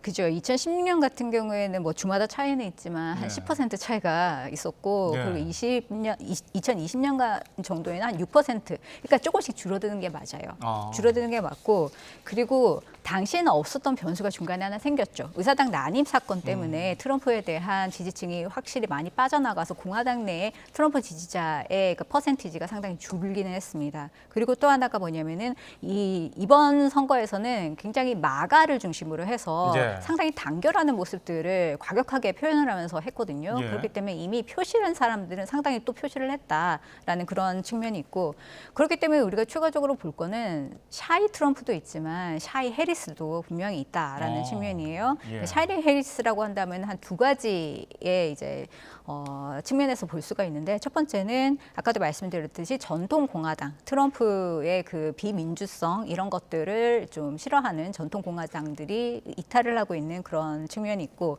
그렇기 때문에 최근에도 뉴욕타임스에서 조사를 한 거 보면은 유권자의 76%가 트럼프가 민주주의에 상당히 위협이다라고 얘기를 하고 있거든요. 그만큼 어느 정도 공유된 그런 정서라는 거죠. 그렇기 때문에 내가 공화당이면서도 차마 얘기는 못하지만 나가서 찍지 않거나 아니면 반대표를 던질 사람들이 분명히 있다라는 거고요. 또 하나는 뭐냐면 최근에 또 이제 계속적으로 쟁점이 되고 있는 게 낙태 이슈입니다. 그래서 2022년에 중간 선거 때 상당히 낙태 이슈 때문에 여성 유권자들이 투표를 많이 했어요. 예. 그렇기 때문에 보통 여성들은 남성에 비해서 상대적으로 볼 때는 조금 드러내지 않는 성격이 많거든요. 그렇기 때문에 이 여성 낙태 문제에 대해서 굉장히 심각하게 생각을 하고 있는 특히 젊은 여성 그리고 경합주의 여성 투표율이 중간 선거 때 상당히 많았기 때문에 올해도 샤이 해리스의 표로 아마 들어갈 것이다. 그래서 아직은 잡히지 않지만 분명히 드러날 것이다라는 점들을 우리가 좀 예상을 해볼 수는 있죠. 네, 지금 미국에서는 또 사전투표가 진행되고 있지 않습니까? 지난달부터 진행이 돼 왔고 27일 기준으로 미국 유권자 4,198만여 명이 이미 사전투표를 마쳤다. 이런 분석이 나오고 전체 유권자는 1억 6천만 명. 이 가운데 상당수가 지금 사전투표를 했네요. 그죠. 20년대 투표율을 보면은 한 69% 정도가 사전 투표를 했고, 근데 2022년에는 조금 줄었어요. 그래서 한 50% 정도로 나뉘었었거든요. 사전 투표랑 그때 현장 투표랑요. 근데 이게 사전 투표가 일반적으로 구조적으로 봤을 때는 민주당에 상당히 유리해요. 유리한 이유가 뭐냐면 물론 주마다 조금씩 다르기는 하지만 민주당의 유권자로 등록한 사람들이 더 많습니다. 공화당보다. 예. 이게 숫자가 4,700대 3,500이거든요. 그렇기 때문에 유권자들을 등록한 사람들이 다 나온다라고 한다면은 이 투표율을 따져봤을 때 민주당이 훨씬 더 유리한 게 맞고요. 그리고 특히 사전 투표를 선호하는 계층은 아무래도 좀 저소득 계층이라든지 아니면 몸이 좀 불편하다든지 특히 흑인, 라틴계 이런 사람들이 훨씬 더 많이 투표를 할 수밖에 없어요. 왜냐하면 우편으로도 가능하니까요. 네, 왜냐하면은 선거일에 한국 같은 경우에는 공휴일이라서 쉬고 투표하러 가도 되잖아요. 미국은 공휴일이 아니거든요. 예. 그렇기 때문에 여러 가지 직업을 갖고 있는 그런 저소득 계층 같은 경우에는 민주당 성향이 많을 것인데 이 사람들은 사전 투표를 할 수밖에 없는 거예요. 그렇기 때문에 그런 부분들을 봤을 때 사전투표율이 아무래도 구조적으로는 민주당이 유리한데 이번 선거에서는 공화당에서도 사전투표를 많이 하라고 독려를 했던 것으로 보아서 아무래도 사전투표까지 동원을 해야 될 어떤 위기의식이 공화당 내에서도 감지가 되고 있어서 전략을 조금 수정한 것이 아닌가라는 그런 예측을 해볼 수 있는 여지가 있습니다. 그러니까요. 지금 트럼프 후보마저도 원래 지난 대선 때는 특히 우편 투표에 관해서는 사기다. 그러면서 사전 투표에 굉장히 비난했었는데 이번에는 본인이 사전 투표에 참여하겠다고 했단 말이죠. 상당히 입장 변화가 심해진 것 같은데 그만큼 급하다는 건가요? 네, 저는 일단 그렇게 보고 있고요. 그런데 주마다 사실은 이 사전 투표가 중요한 주가 있고 중요하지 않은 주가 또 있어요. 펜실베니아 같은 경우에는 사전 투표가 굉장히 중요한 주예요. 그런데 노스캐롤라이나 같은 경우에는 공화당, 민주당 그리고 무당층 보면 거의 비슷하게 나오거든요. 그렇기 때문에 어느 주가 더 중요하냐에 따라서 사전 투표가 정말 중요할 수도 있고 아닐 수도 있습니다. 그렇군요. 자, 지금 미국인 10명 가운데 7명이 트럼프 대통령이 대선에서 지더라도 승복하지 않을 거로 예상한다는 여론조사가 있거든요. 예전같이 그런 좀 극단적인 폭력 사태, 의회 난동 같은 그런 사태가 다시 일어날 수 있을까요? 왜냐하면 2020년에 트럼프 대통령이 모든 투표가 집계되기 전에 이미 승리를 선언을 했다가 이거 내가 받아들일 수 없어라고 또 이제 저항을 했잖아요. 예. 그렇기 때문에 재판이 일어날 거다라고 생각을 하고 있고 최근에 발언들도 보면은 트럼프 후보는 1월 6일 이 의사당 난임 사건이 있었던 날을 사랑의 날이라고 불러요. 아하. 게다가 제이디 벤스 러닝메이트는 이때 선거 결과가 패배였다라는 거를 공식적으로 인정을 하지 않고 있거든요. 그러면서 집회에 공화당 측에서는 이때 주동자들 그리고 이제 문제가 있었던 폭동 책임자들이 앞에 나서가지고 이제 막 이제 추켜 세우는 그런 행동들을 이제 보이고 있는 것을 봤을 때 아무래도 계속 우려가 되는 그런 측면이 있죠. 하지만 여기서 우리가 좀 주목을 해야 될 것은 선거법이 중간에 바뀌었습니다. 2022년에 선거법을 개정을 했는데요. 예. 선거 불복을 하기 어려운 시스템으로 일단 좀 바꿔놨어요. 왜냐하면 선거 불복을 하려면은 의회에서 상하원에서 적어도 과거에는요 1명 정도씩 각각 이렇게 선거 불복을 하겠다라고 이의를 제기를 하면 프로세스가 시작이 됐어요. 예. 그런데 2022년에 초당적으로 의사당 난입 사태를 겪었기 때문에 의원들이 이제 법을 바꿔가지고 각각 상하원에 5분의 1씩 전부 다 마음을 모아가지고 불복하겠다. 다시 한번 개표하자. 이렇게 얘기를 해야지 가능한 프로세스로 만들어놨거든요. 예. 그렇기 때문에 허들이 상당히 높아졌더라는 거죠. 그렇기 때문에 법적으로 봤을 때는 이게 이의를 제기하는 기준이 높아져서 이게 쉽지는 않을 거다라고 예측이 되고 있고요. 그리고 하원이 상당히 중요한데 공화당 하원 의장이죠. 마이클 존슨 의장이 또 이와 관련해서는 의회는 무조건 이 법을 따를 것이다라고 한번 이제 얘기를 했기 때문에 조금 이 부분에 대해서는 과거보다는 덜 혼란스럽지 않을까라고 좀 기대는 해봅니다. 예. 네, 트럼프 전 대통령이 지난 25일 한 인터뷰에서 반도체 기업이 미국에 투자하도록 보조금을 지급하는 그 반도체 지원법, 일명 칩스법을 비판을 하고 관세를 부과하면 되질 않냐, 한 푼도 안 줘도 되는데 이렇게 많은 돈을 들여야겠냐라고 말을 해서 지금 국내 주요 기업들이 떨고 있을 것 같습니다. 어떻습니까? 네, 그 부분에 대해서 지금 계속 민주당에서도 문제 제기를 하고 있어요. 그래서 해리스 부통령이 지금 하고 있는 전략 중에 하나가 칩스법에 의해서 혜택을 받은 주들을 계속 찾아다니면서 특히 그 지역에 그런 혜택을 받아서 공장을 지은 데를 방문하면서 노동자들에게 칩스법 살려야 된다. 이게 만약에 없어지게 되면은 다 일자리를 잃게 될 거기 때문에 이런 부분을 상당히 공약을 하고 있는 그런 시점이기도 해요. 근데 트럼프 전 대통령 같은 경우에는 이게 관세로 모든 걸 덮을 수 있다라고 얘기를 하는데 이 부분은 사실 그렇지가 않아요. 왜냐하면 관세는 외국이 지불을 하는 게 아니라 국내에서 뭔가 물건을 들여올 때 미국인들이 지급을 하는 것이거든요. 예. 그렇기 때문에 상당히 경제적으로 부담이 됩니다. 미국 경제에. 그렇기 때문에 이런 피해를 과연 장기적으로 봤을 때 재정 적자라든지 뭐 여러 가지 이런 것들을 나타날 수가 있고 그렇게 인플레며 여러 가지 이제 문제점들을 만들어낼 수가 있기 때문에 이런 부분에 있어서 조금 더 깊게 논의를 한다면은 트럼프 전 대통령의 그런 논리 자체가 굉장히 말이 안 된다라는 걸 충분히 알 수 있는 그런 시점이기는 해요. 근데 관세와 관련해서는 우리가 조금 좀 관심을 갖고 지켜볼 필요가 있는 게요. 대통령 차원에서 할 수 있는 것들이 상당히 많습니다. 여러 가지 제가 법적인 부분들 계속 말씀을 드리잖아요. 법적으로 보장이 되는 권한들이 상당히 많아요. 예. 예를 들어서 비상 경제 권한 이런 거를 이제 발동을 하게 되면은 적자가 너무 심하다. 그래서 비상 사태다. 그래서 이제 재무부의 반대도 불구하고 이것을 이제 조금 밀어붙이면서 관세를 보편적으로 적용시키자 이렇게 또 주장할 수 있는 측면들이 있고, 그 무역법이나 관세법이나 이런 것 중에서는 이제 뭐 호혜적인 무역 협정을 새로 대통령의 권한으로서 검토하고 그리고 시도를 할 수 있는 이런 권한도 부여가 되거든요. 그렇다면은 FTA를 가지고 있는 한국과 같은 국가들도 결국에는 새롭게 이런 협정을 재검토하고 새로 협상을 할 수 있는 그런 어떠한 통로가 마련이 되는 그런 측면도 있고요. 그리고 의회 동의 없이 스스로 대통령이 수입 제한을 할 수 있는 무역 촉진 권한 뭐 이런 것들이 굉장히 많아요. 그래서 이런 것 중에 어느 하나라도 시도를 한다라고 한다면은 관세를 높게 매기거나 아니면은 이런 것들을 레버리지로 삼아서 동맹국이든 우방국이든 뭔가 협정을 새롭게 체결하자라고 압박을 할 수 있는 수단으로서는 사용할 수 있습니다. 예. 조금 전에 저희가 속보로 전해드린 내용 중에 이제 우크라이나 젤렌스키 대통령과 윤석열 대통령이 지금 북한의 러시아 파병 그리고 우크라이나 전쟁 참전 동향에 대한 평가를 공유했다는 그 내용을 전해드렸는데, 지금 해리스 후보와 트럼프 후보 대북 그 정책을 보면은 좀 입장차가 갈리는 것 같아요. 우리 정부 입장에서는 어느 쪽 후보가 좀 더 대북 정책을 행하는 데 있어서 수월할까요? 저는 누가 되든지 북한 문제는 우선순위가 안 될 거라고 봅니다. 아, 그렇습니까? 네. 왜냐하면 바이든 대통령도 인권대사를 뒤늦게 지목을 했고요. 그리고 지금 북핵 특별대표가 공석이거든요. 채워놓지 않고 있어요. 왜냐하면 다른 지역 문제들이 너무나 급하기 때문에 이제 신경 쓸 만한 여지가 없다라는 거죠.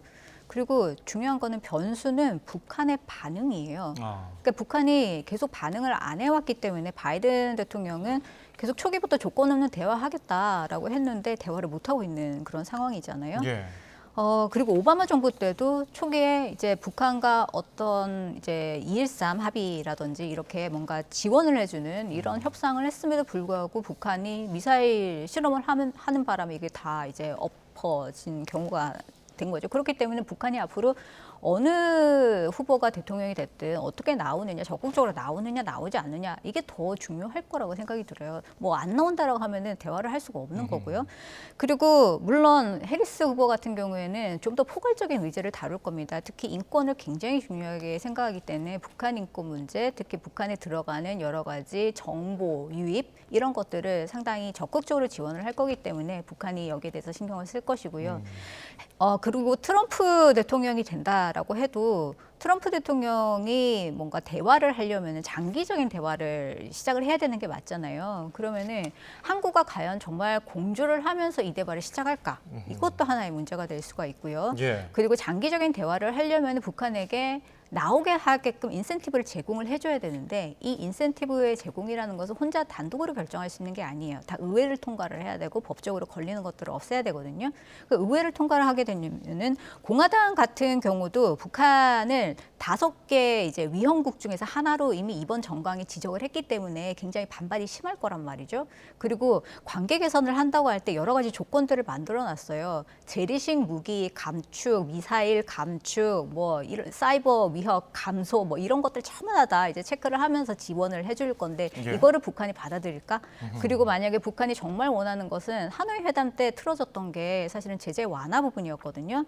제재 완화는 대통령 혼자서 뭔가 해줄 수 있는 게 아니에요. 의회를 다 통과를 해야 되는데 의회가 북한에 대해서 제재를 가하고 있는 여러 가지 이유 중에 하나가 북핵 문제지 나머지는 뭐 인권 문제 그리고 비민주적인 경제 체제를 가지고 있다는 문제, 공산주의라는 문제 뭐 여러 가지 것들을 다 해결을 해야지 다 이런 완화가 가능한 건데 예. 결국은 다시 처음으로 돌아가서 북한이 어떻게 나오느냐 이것을 전향적으로 받아들이면서 태도 변화를 할 것이냐 안 할 것이냐에 따라서 미국의 어프로치가 바뀔 수 있습니다. 네, 마지막으로 짧게 하나 여쭙겠습니다.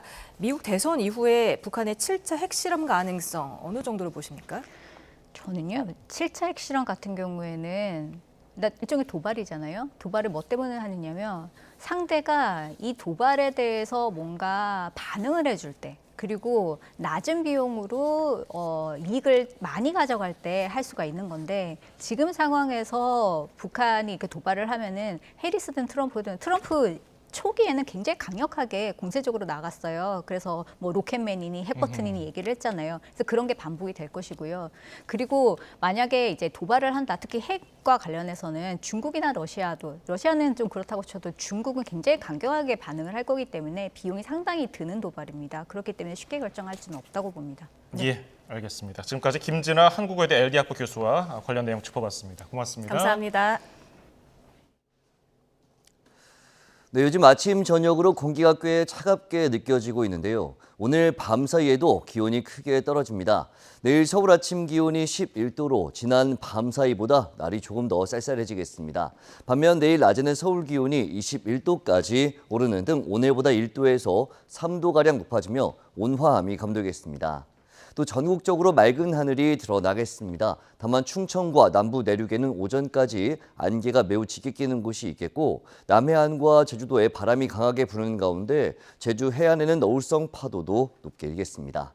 내일 아침 기온은 서울이 11도, 대전 11도, 광주 12도, 대구 10도로 오늘보다 1, 2도가량 낮겠습니다. 낮 기온은 서울이 21도, 대전 22도, 광주 22도, 부산 24도로 오늘보다 1도에서 3도가량 높겠습니다. 남은 한 주도 예년보다 온화하겠지만 주 후반에는 태풍 콩레이가 남긴 비구름의 영향으로 제주도와 남해안을 중심으로 비가 내릴 전망입니다. 날씨 정보였습니다.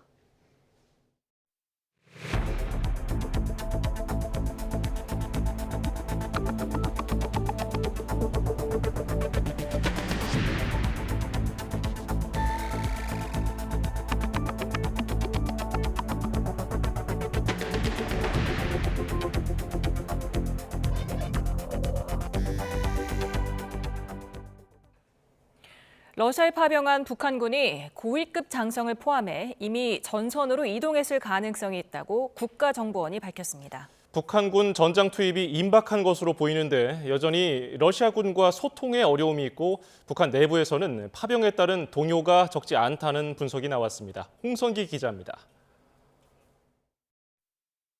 러시아에 파병한 북한군이 곧 전투에 투입될 가능성이 점점 커지고 있습니다. 국가정보원은 북한군 고위급 장성을 포함한 일부 인원이 전선으로 이동했을 가능성을 확인 중이라고 밝혔습니다. 북한과 러시아 간의 병력 이동이 진행 중인 것으로 판단되며 고위급 군 장성을 포함한 일부 인원의 전선 이동 가능성을 열어두고 확인 중에 있다고 합니다. 북한군을 전투에 투입하기 위한 막판 작업도 한창인 것으로 전해졌습니다.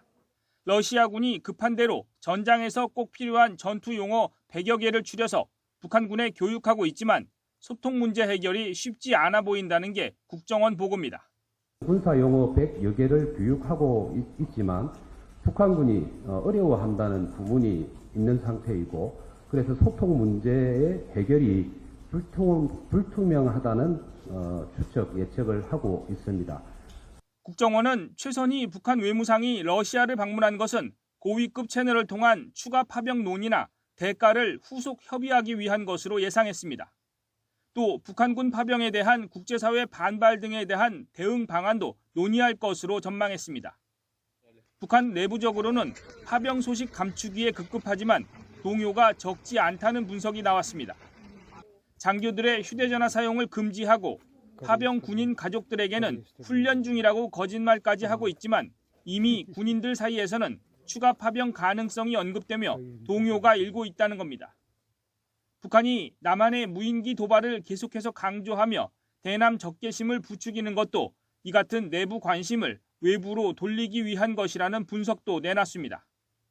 국정원은 북한이 전투병 파병 외에도 노동자 4천여 명을 러시아에 보낸 사실도 확인했다며 파병 등의 대가로 제재 대상인 물품을 받는 이면 합의가 이뤄진 것으로 보인다고 밝혔습니다. YTN 홍성기입니다. 북한이 최근 김정은 국무위원장에 대한 암살 가능성을 의식해서 경호 수준을 격상 중인 것으로 국가정보원이 분석했습니다. 국정원은 올해 김정은의 공개 활동은 110회로 지난해 대비 60% 이상 증가했는데 암살 등을 의식해서 통신 제밍 차량 운용과 드론 탐지 장비 도입 추진 등 경호 수위를 격상하고 있다고 밝혔습니다. 또 이달 들어서는 주체 연호 사용을 중단하고 해외에 파견된 인력들의 선대 문헌을 대신해서 김정은의 혁명 역사 등을 재차 강조하는 등 선대 지우기와 김정은 독자 우상화 조치가 강화되고 있다고 보고했습니다.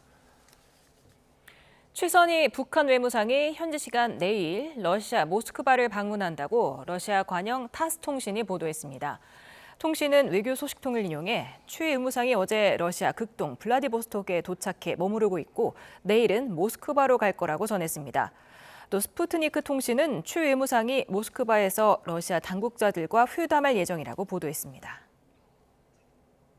윤석열 대통령이 볼로디미르 젤렌스키 우크라이나 대통령과 전화 통화를 하고 북한의 러시아 파병과 우크라이나 전쟁 참전 동향에 대한 평가를 공유했습니다. 윤 대통령은 오늘 오후 전화 통화에서 북한이 러시아 군사무기 지원을 넘어 특수부대 파병이라는 위험하고 전례 없는 일을 벌이고 있다며 러북 군사 밀착의 직접적인 이해관계자인 한국과 우크라이나가 앞으로 긴밀히 소통하며 대응을 조율해 나가자고 말했습니다. 젤렌스키 대통령은 우리가 정부 대표단을 키이우에 파견하기로 한 데 대해 감사의 뜻을 전하며 북한군의 우크라이나 전선 투입이 임박했고 전쟁이 새로운 국면으로 접어들고 있다고 말했습니다. 올해 단풍은 예년보다 늦게 물들기 시작했을 뿐 아니라 색과 화려함이 덜하고 흐릿하다는 평가입니다. 마치 롤러코스터처럼 기복이 심한 가을 날씨가 주된 원인으로 꼽힙니다. 김민경 기자의 보도입니다. 푸르던 잎들이 붉은 빛으로 화려하게 옷을 갈아입는 가을이지만 올해는 사뭇 다릅니다. 지난 4일에 전국에서 가장 먼저 첫 단풍이 관측됐던 설악산. 지난해보다 나흘, 평년보다 엿새나 늦게 물들기 시작했지만 절정에 이르기도 전에 대청봉과 중청봉 등 정상 부근은 이미 단풍이 다 떨어져 버렸습니다. 현재 설악산은 저지대도 단풍이 많이 진 상황입니다. 특히 지난주에 많은 비와 바람으로 인하여 고지대는 단풍이 다 지고 현재는 볼 수가 없는 상황입니다. 절정을 맞이한 오대산의 단풍 상황도 다르지 않습니다. 단풍 절정기인 지난 18일부터 약 사흘간 폭우가 쏟아지고 강풍이 불면서 많은 나뭇잎이 금방 떨어졌습니다. 지금 단풍은 드물게 남아 있습니다. 지난주 가을비와 함께 불어닥친 초속 30m 이상의 태풍급 돌풍이 단풍을 다 떨어뜨려 단풍 감상의 여유를 단번에 앗아간 겁니다. 기온이 점차 떨어지며 북한산 등 내륙의 산에서도 예년보다 2일에서 11일가량 늦게 첫 단풍이 관측됐지만 내장산과 월출산에서는 여전히 단풍 소식이 없습니다. 유난히 높았던 기온과 늦더위로 단풍이 늦게 물든 건데 아기 단풍 등 10여 종의 다양한 수종으로 유명한 내장산은 기후변화로 단풍나무의 절정 시기가 점점 더 늦어지고 있습니다. 특히 지난해에 이어 올해 단풍도 가을색이 예년만큼 곱지 않다는 분석입니다. 올해 같은 경우에는 9월 가을철까지 고온이 유지가 돼서 생육기간이 증가하였고 단시간 내에 단풍이 들다 보니까 색깔이 덜 선명하고 흐려지는 그런 특징이 나타나게 됐습니다. 올가을 늦게까지 이어진 고온과 많은 비, 이른 추위 등 롤러코스터 같은 날씨가 원인인 셈입니다. 서울도 이제 막 단풍이 물들며 가을빛이 감돌기 시작했지만 올해도 재색을 내지 못한 채 초록 단풍으로 가을이 아쉽게 지나갈까 우려됩니다. YTN 김민경입니다. 국회 주요 상임위 국정감사가 끝나자마자 야당은 압도적 의석을 앞세워 여당을 배제하는 상설특검 도입에 본격 드라이브를 걸고 있습니다. 여당은 삼권 분립 위배라고 반발하면서도 막을 대안은 없는 데다 자체적으로 추진 중인 야당 견제용 법안은 의석에 밀려 첫발조차 떼기 어려운 처지입니다. 정인용 기자입니다. 국민의힘은 야당이 김건희 여사를 겨냥한 상설특검을 야당 상설검찰로 만들 준비를 한다며 법적 조치를 예고했습니다. 대통령이나 대통령 가족이 수사 대상이라는 이유만으로 여당의 특검 추천권을 배제하도록 국회 규칙을 고치는 것, 헌법상 대통령의 특검 임명 권한을 침해해 삼권 분립에 어긋난다는 겁니다. 실체와 근거 하나 없이 오직 의혹 제기만으로 대통령을 고발하고 해당 사유로 특검을 진행할 때 특검 후보자 추천권을 독점해 특검을 민주당을 위한 하지만 다수 의석으로 민주당이 규칙 개정안을 처리할 경우 여당이 막을 수 없고 국회 규칙은 일반 법안과 달리 대통령이 제2요구권도 행사할 수 없습니다. 헌법재판소에 권한쟁의 심판을 청구하는 방안 등도 거론되지만 여당의 손을 들어줄지는 미지수입니다. 여기에 민주당 주도로 예산심사 법정 기한이 지나도 내년도 예산안이 본회의에 자동으로 올라가지 않도록 하는 개정안도 추진되고 있는데 11월 30일이 넘겼을 경우에는 정부안의 예산안이 자동 부의가 돼요. 예산 심의가 감액 수준 정도에 되다 보니까 국회에서의 심의권을 강화시키고자 여당은 헌법에서 규정한 예산 처리 시한을 지키기 위해 만든 법안을 폐지하려 한다며 대통령 제2요구권 행사를 건의하겠다고 반대 의사를 분명히 했습니다. 예산 문제는 특히 정부와 여야의 권한을 두루 인정하면서 이른바 동물국회를 방지하기 위한 국회 선진화법과 맞닿아 있어 여권 반발이 거셉니다. 야당 추진 법안에 제동을 거는 데에 급급한 여당은 정작 야당 견제를 위해 자체적으로 추진하는 법안은 소수 의석 때문에 처리가 불투명합니다. 민주당 소속인 최민희 과방위원장을 겨냥해 상임위원장의 발언권 제한 남용 방지법을 발의했는데 법안 처리 1차 관문인 소관 상임위원회조차 야당이 위원장인 국회 운영위원회여서 문턱을 넘기 어렵습니다. 거대 야당의 힘을 빌리지 않고서 무기력한 모습을 보일 수밖에 없는 만큼 줄 건 주고 받을 건 받는 협상이 필요하다는 지적이 나오는 이유입니다. 합의하고 또 협의를 통해서 이견을 조정하고 국민들의 민생을 잘 챙기는 그런 역할을 해야 되는 거죠. 22대 국회 들어 정치가 무너진 국회에서 삼권 분립의 헌법적 가치가 여야 간의 무한 대립 앞에 무력해지고 있다는 지적마저 나옵니다. YTN 정인용입니다. 교육부가 의대 증원에 반발해 휴학계를 제출한 의대 재학생들의 휴학 승인을 대학 자율에 맡기기로 했습니다. 교육부는 오늘 의과대학에 설치된 40개 대학 총장들과 영상 간담회를 열고 늦어도 2025학년도에는 학생이 복귀하고 의대 학사가 정상화돼야 한다는 데 의견을 모아 이같이 결정했다고 밝혔습니다. 이에 따라 각 대학은 학생들이 신청한 휴학을 자율적으로 판단해 승인 여부를 결정할 방침입니다.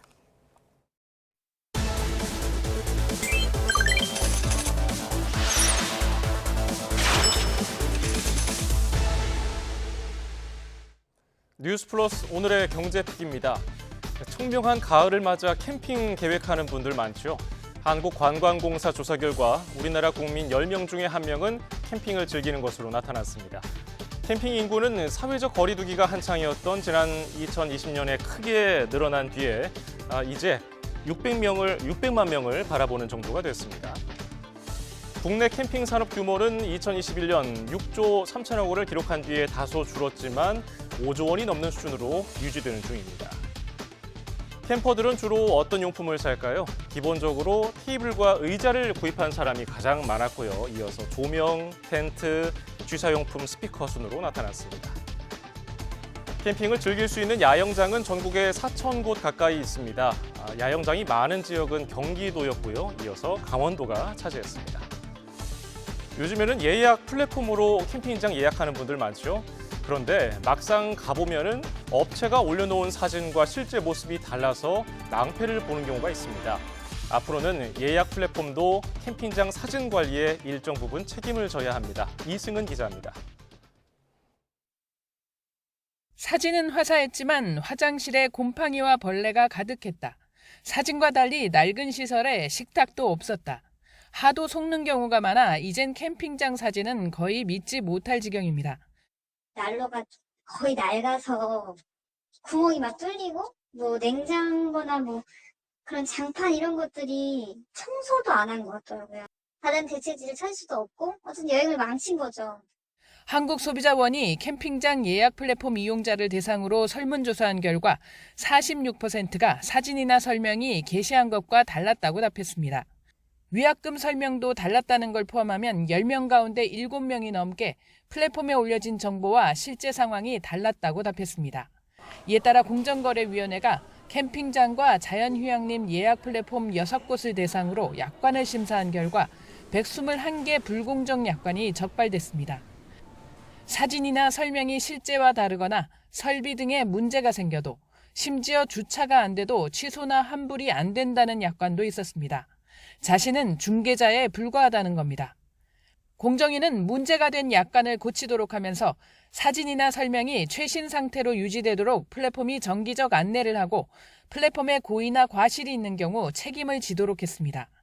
사진과 실제가 다른 부분에 대해 중개 플랫폼의 책임을 약관에 명시한 첫 사례입니다. 이에 따라 분쟁이 발생했을 경우 플랫폼에도 책임을 물을 수 있는 근거가 생기게 됐습니다. 소비자들은 사진을 통해서 이제 그 정보를 인지하고 이제 선택하게 되는데 플랫폼이 상당히 직접적으로 관여를 하고 있다고 보이고요. 거래를 당일에 그 장소에 가서 취소하기가 어려운 구조이기 때문에 특히 소비자 피해가 좀 발생할 우려가 좀 크다고 생각을 하고 있습니다. 공정위는 시정된 약관이 개별 캠핑장은 물론 펜션이나 호텔 등의 분야에도 확산하는 계기가 되기를 기대한다고 밝혔습니다. YTN 이승은입니다. 전세 사기 여파에 고금리까지 겹쳐서 냉기가 돌았던 오피스텔 시장인데 요즘 들어서 오피스텔을 찾는 이들이 늘고 있습니다. 치솟는 집값에다 한국은행의 기준금리 인하로 인해 오피스텔 투자 수요가 유입되기 시작한 것으로 보입니다. 최두희 기자가 현장에 다녀왔습니다. 서울 마포구의 한 오피스텔. 지난달 전용 면적 31제곱미터가 3억 6천만 원에 거래돼 신고가를 기록했습니다. 같은 지역의 다른 오피스텔도 전용 면적 36제곱미터가 2억 3,500만 원에 거래되며 신고가를 찍었습니다.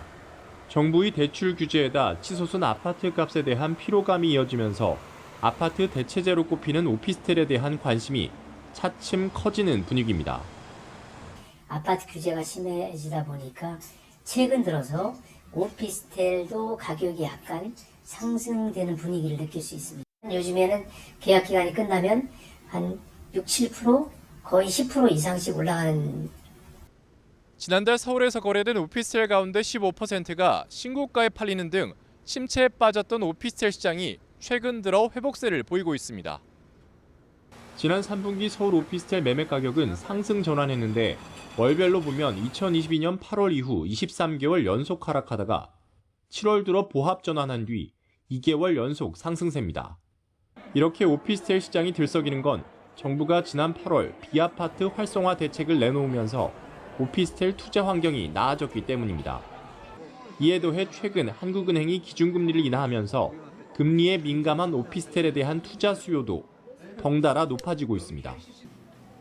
오피스텔은 매매 차익형보다 임대 수익형 등의 고려가 많은 가운데 금리 인하와 월세 가격 상승 등에 따라 수익이 좋아질 것이라는 기대감이 작용을 하면서 실제로 전국 오피스텔 평균 수익률은 지난 2022년 3월 이후 30개월 연속 상승세입니다.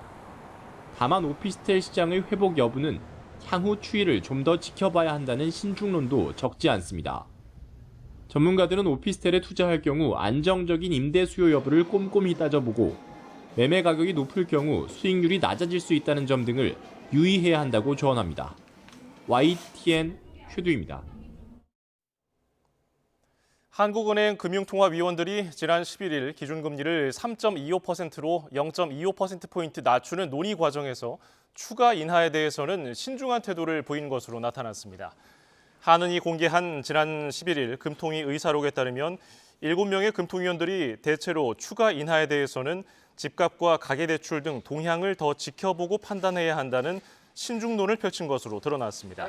한 위원은 향후 내수와 물가, 주택가격과 가계부채 흐름을 살펴보며 추가 인하 여부를 결정하는 게 바람직하다고 말했고, 또 다른 위원도 주요국의 통화 정책 방향과 지정학적 리스크 확산 정도 등을 봐가며 결정해야 한다고 주장했습니다. 모레인 오는 31일 배달 수수료 상생안 논의 마감 시한을 하루 앞두고 배달 플랫폼과 입점 업체 간 상생 협의체가 내일 9차 회의를 엽니다.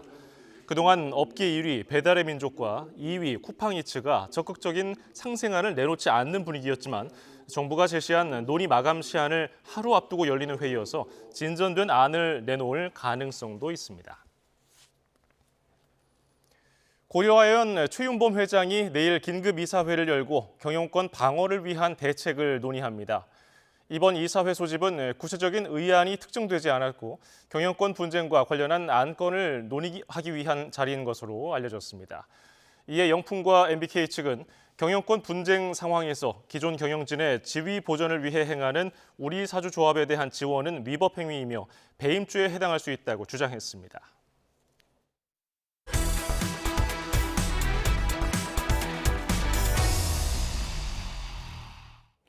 필리핀에서 마약을 대량으로 몰래 들여와 유통한 혐의가 있는 일당이 경찰에 붙잡혔습니다.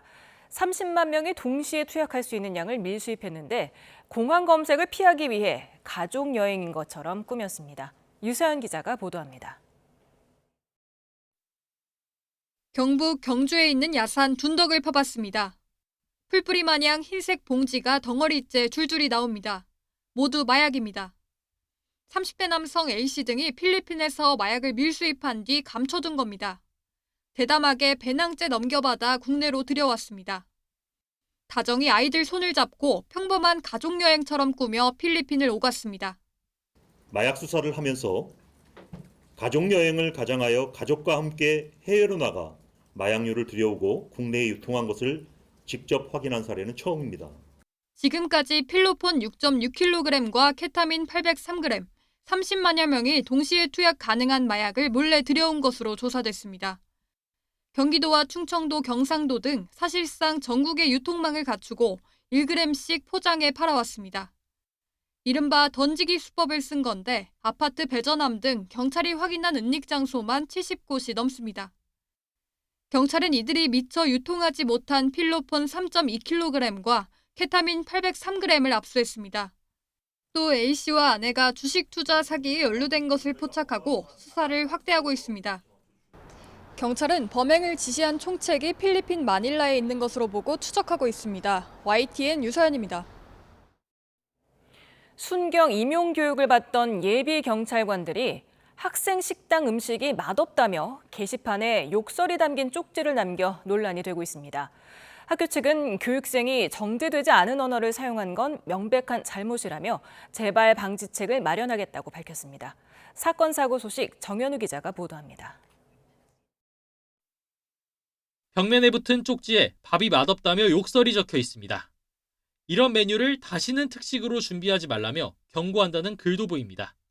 순경이 될 교육생들이 식사하는 중앙경찰학교 학생 전용 식당 게시판에 붙은 쪽지들입니다. 일부 학생이 메뉴가 마음에 들지 않는다며 조리원들을 향해 원색적인 항의글을 남긴 겁니다. 경찰 준비생이 자주 찾는 인터넷 사이트에 쪽지를 찍은 사진이 올라오며 논란이 됐습니다. 예비경찰로서 부적절한 행동이라는 비판과 평소 경찰학교 급식이 부실했다는 주장도 살펴봐야 한다는 의견이 엇갈리며 논쟁이 벌어졌습니다. 중앙경찰학교는 2,000명 넘는 학생이 식사하는 곳이라 익명으로 욕설 쪽지를 쓴 작성자를 특정하긴 어렵다면서 교육을 통해 재발 방지에 힘쓰겠다고 밝혔습니다.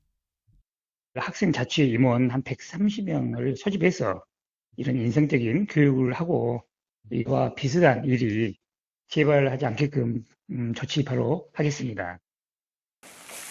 마대자루를 뒤집으니 유명 아이돌 얼굴이 새겨진 카드가 쏟아져 나옵니다. 정식 앨범을 사야 얻을 수 있는 포토카드가 아니라 저작권을 침해한 이른바 짝퉁입니다. 이렇게 가짜 포토카드를 밀수입해 판매한 40대 남성 A씨가 세관에 적발됐습니다. A씨는 지난 2022년 7월부터 지난 8월까지 중국 해외 직구 사이트에서 구입한 국내 아이돌 가수의 가짜 포토카드 123만 장을 밀반입해 인터넷 쇼핑몰 등에서 판매한 혐의를 받습니다. A씨는 원가가 400원에서 1000원 정도 하는 가짜 포토카드 55장 1개 세트를 만원 정도에 팔아 1억 6천만 원의 부당이득을 챙긴 것으로 조사됐습니다. 세관은 아이돌 인기에 편승한 불법 행위가 더 있을 것으로 보고 단속을 강화하겠다는 방침입니다. YTN 정윤우입니다. 데이트 앱을 통해 여성인 척, 경제력이 있는 남성들에게 투자를 유도해 거액을 챙긴 일당이 구속됐습니다. 이들은 캄보디아의 카지노 건물을 사들여 숙소와 전화 상담센터를 만들어서 운영하는 등 조직적으로 범행한 것으로 드러났습니다. 오태인 기자입니다. 경찰이 길거리에서 20대 남성을 체포합니다.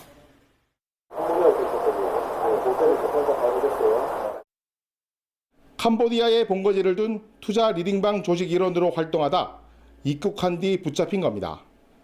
데이트 앱을 통해 여자인 척 다른 남성에게 접근해 개인정보를 빼냈습니다. 정보를 받은 중국인 조직원은 피해 남성의 치매와 성향을 바탕으로 관심 분야 투자를 유도해 돈만 받아 챙겼습니다. 범행 대상은 주로 돈이 있는 40대 이상 남성 61명에게서 65억 원을 뜯어냈습니다. 또 이른바 로맨스 스캔과 투자 리딩방 수법을 결합한 신종 수법은 물론 신체를 노출한 사진 등을 받은 뒤 협박해 돈을 가로챈 것으로 조사됐습니다. 투자식으로 하면 괜찮을 것 같다고 자기가 하고 있다고 얘기를 하더라고요.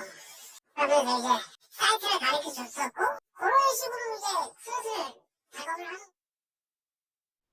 특히 상담원 모집 총책 30대 A씨 등 일당은 캄보디아에 있는 20층 규모 카지노를 구입해 조직적으로 범행했습니다.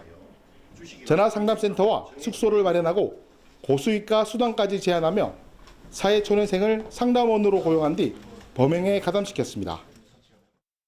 총책과 상담원 모집책 등 역할을 나눠 범행하면서 상담원들 여건을 빼앗고 합숙 생활을 시키면서 단속을 피했습니다. 일은 아주 편하고 사무실에서만 일을 한다. 기본급 500만 원은 보장이 되고 월 1000에서 많게는 2천만 원까지 벌 수 있다라는 말로 유혹을 했습니다. 경찰은 모집 총책 30대 A씨 등 23명을 범죄단체 조직 등 혐의로 붙잡아 이 가운데 18명을 구속했습니다. 또 아직 건강하지 못한 한국 국적 상담사를 추적하고 있다며 주의를 당부했습니다. YTN 오태인입니다. 81년생으로 프로야구에서 가장 어린 사령탑 기아 이범호 감독은 팀의 지휘봉을 잡은 첫 해 최고의 자리에 올랐습니다. 결단력과 공감 능력을 갖춘 형님 리더십이 빛났습니다. 이경재 기자입니다. 이범호 감독의 선수들을 한 명 한 명 끌어안고 기쁨을 나눕니다. 가장 크게 소리치며 뜨겁게 포옹한 선수, 바로 양현종입니다. 그만큼 누구보다 서로에게 고맙고 미안한 게 많았습니다. 지난 7월 17일 삼성전에 등판한 양현종이 9대5로 앞선 5회 투아웃 1, 2루에서 교체됩니다. 승리 투수 요건을 앞둔 양현종은 쉽게 공을 건네지 못했지만 이범호 감독은 1, 2위 맞대결에서 더 확실한 승리를 원했습니다. 그리고 위기를 넘긴 이범호 감독은 더그아웃에서 양현종을 끌어안고 미안함을 전했습니다. 결단과 공감, 이범호의 리더십을 상징적으로 보여준 장면이었습니다. 한국 시리즈에서 이범호 감독은 과감하고 빠른 투수 교체로 여러 차례 위기를 넘기고 결국 최고의 자리에 올랐습니다. 승리를 위해서 결단하고 감독의 결정에 최선을 다한 선수들이 함께 만들어낸 결과였습니다. 앞으로도 엄할 때는 엄하고 또 엄하지 않을 때는 형처럼 편안한 감독이 될 수 있도록 최선의 노력을 다하겠고 거기에 선수들도 제가 어떤 야구를 펼치는지 잘 알고 있기 때문에 확실히 준비를 잘 해줄 거라고 생각합니다. 제가 평구받고 있으면 뒤에 와가지고 와 수비 진짜 많이 좋아졌다라는 말 한마디가 저는 진짜 수비에서 힘이 많이 됐다고 생각을 하고 올해 진짜 좋은 기록을 쌓은 데는 감독님의 덕이 되게 크다고 생각을 합니다. 역대 최연소 우승감독, 세 번째 부임 첫해 우승감독, 역시 통산 세 번째로 같은 팀에서 선수 때에 이어 우승한 감독 등 빛나는 기록에도 이름을 함께 새겼습니다. 또 앞으로 더 멋진 팀으로 만들어갈지 그런 거 굉장히 좀 고민해보고 80년대생이 젊은 나이에 이렇게 우승을 이뤘으니까 내년에도 후년에도 또 이룰 수 있는 그런 목표를 가지고 최선을 다하겠습니다. 기아는 큰 변수가 없다면 향후 몇 년 동안은 KBO 리그 최고 전력으로 평가받습니다. 감독 첫해의 리더십을 활짝 꼽힌 이범호 감독에겐 명장으로 가는 더 밝은 미래가 펼쳐져 있습니다. YTN 이경재입니다. 블랙핑크 로제가 브루노 마스와 부른 아파트가 세계 양대 팝 차트 상위권에 오르며 전 세계적인 돌풍을 일으키고 있습니다. 로제는 꿈이 현실이 됐다며 벅찬 소감을 전했습니다. 이경국 기자입니다.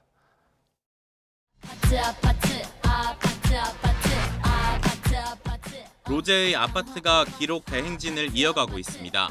최근 영국의 오피셜 싱글 차트 톱100 4위에 오른 데 이어 이번엔 미국 빌보드 메인 싱글 차트인 핫100 8위를 차지하며 세계 양대 팝 차트 상위권을 석권했습니다.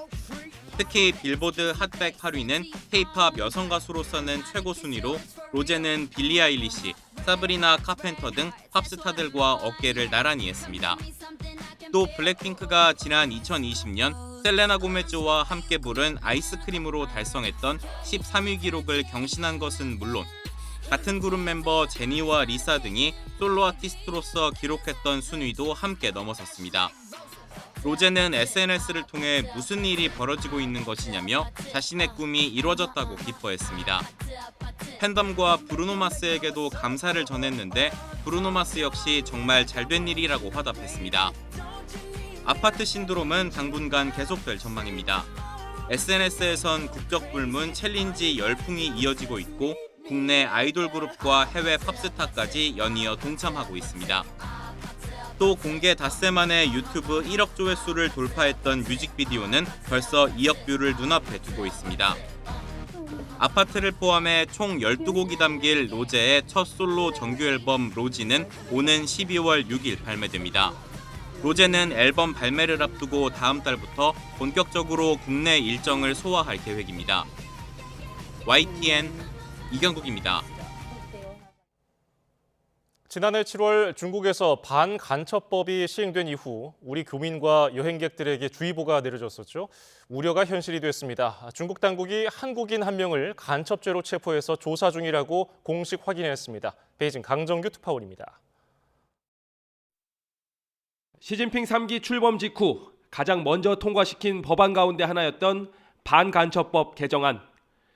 간첩 활동 범위를 기밀 유출해서 안보 이익에 관한 정보를 찾아보는 행위까지 넓힌 게 골자입니다. 입법 당시 중국은 선량한 사람들은 걱정할 필요가 없다며 확대 해석을 경계했습니다. 我们反对通过曲解反间谍法抹黑破坏中国营商环境的行径. 지난해 7월 법안 시행 전후 우리 정부는 중국 교민과 여행객들에게 각별한 주의를 당부했습니다. 그러나 얼마 못 가서 우려는 현실이 됐습니다. 지난 2016년 삼성 반도체에서 중국 경쟁사로 이직했던 교민 A씨가 12월 자택에서 체포된 겁니다. 5달 동안 호텔에 갇혀 조사를 받다가 올해 5월 검찰로 넘겨진 뒤엔 구치소에 수감됐습니다. 중국 국가안전국은 A씨가 반도체 관련 정보를 한국으로 빼돌렸다고 의심하고 있습니다. 중국 형법상 구속 수사 기간이 7개월까지인 만큼 연내에 재판에 넘겨질 전망입니다. 该韩国公民因涉嫌间谍罪被中方的有关部门依法逮捕。有关部门已向韩国驻华大使馆进行了领事通报。 주중 한국 대사관은 사건을 인지한 직후부터 필요한 영사 조력을 제공해 오고 있다고 밝혔습니다. 하지만 정확한 인지 시점과 세부 사항은 확인해 줄 수 없다고 선을 그었습니다. 베이징에서 YTN 강정규입니다.